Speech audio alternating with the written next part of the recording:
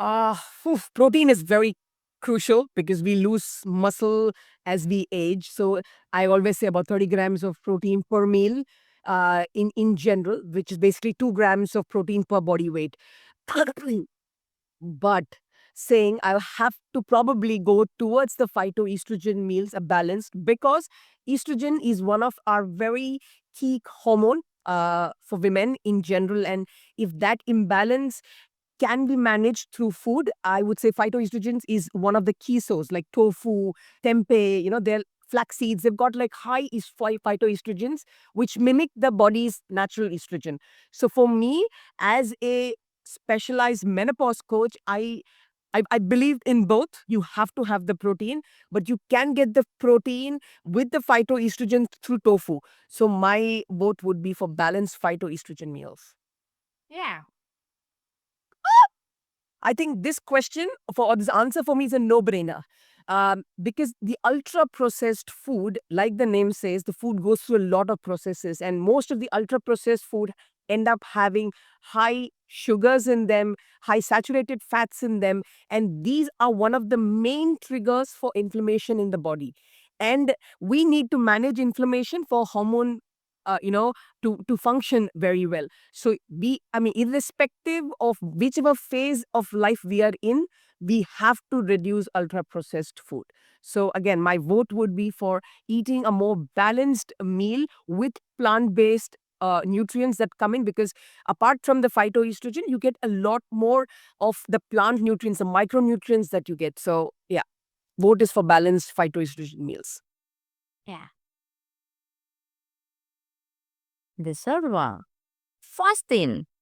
The very fashionable fasting, skipping meals, or still balance phytoestrogen meals. Okay, now this is a, I have to say, this question is really very tricky. I'll tell you something. I am a big believer in intermittent fasting. Yeah. I personally eat 2 meals a day. I end up doing 16-hour fasting irrespective. Sometimes I do 32 hours. It all depends on where in my menstrual cycle I am in. But, anyways, I believe in intermittent fasting because it works for me. But but there are a lot of people for who intermittent fasting does not work. And there's this whole theory behind when women are in their perimenopause years, because the hormonal imbalance is already very high, eating or skipping meals or not feeding yourself can cause more stress in the body, so more cortisol production. So it is something that is generally not suggested for women because of the hormonal imbalance. So if the whole thing is to which nutrition best supports your hormones right now, I mean, the vote will go for balanced phytoestrogen meals as what the science would say. But again, health is very bio individual. So you have to see what works for you. So, like I said, I am 42 years old and I still do intermittent fasting and it works for me. So, depending on how many people have answered this question, it depends whether they follow it or it's a new thing that they're trying and it's not working for them. So if there is a vote that I have to say, uh, which best support, I would say is skipping meals or fasting will help you. That's my belief. But I'm sure people have gone in for a balanced phytoestrogen meal. Yeah. So, what about adaptogenic? Or still first go balanced phytoestrogen meals?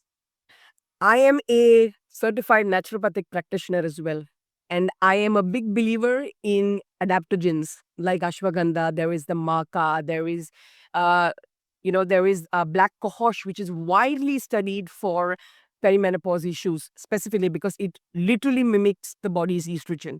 There's a lot of studies on it, but adaptogens um, have to be taken with in consultation with a naturopathic practitioner or a doctor, because it's a herb, it's a natural herb. There could be side effects with it. Like black cohosh is never given to somebody who has a family history of taking blood thinners, so it's a no for them. But if you didn't know that and you just saw it on social media and you took it, you could have a reaction to it. So that ways it's very important to understand. I'm saying that again, these are amazing supplements to take, but nothing can compromise a meal. So food will still, your biggest support has to come from the food that you eat. Adaptogens can support you or they can supplement you, what supplements are supposed to do, but they cannot replace real food. So I, like I said, I am a naturopathic practitioner. I do take adaptogens in my own as part of my own routine, but I will never compromise that with a meal. So my vote again is for balanced phytoestrogen meal. Thank you. So, number 5, taking random multivitamins, which a lot of people do, or still balance with the estrogen meals. Yeah, like going back to what I said, right? Food is where you can get all your resources from. Then there is this whole theory right now that the soil, quality is depleting. So, the same tomato that you ate few years ago, the same micronutrients are not there in the current tomato that you eat. So that's a question. Saying that supplements or multivitamins are supposed to supplement if there is a deficiency. So I always tell people before you take any random supplement, you have to test yourself. You only supplement if you are deficient. Lot of people, they see online, they see some influencer saying, hey, I took this works wonders, and they take the supplement.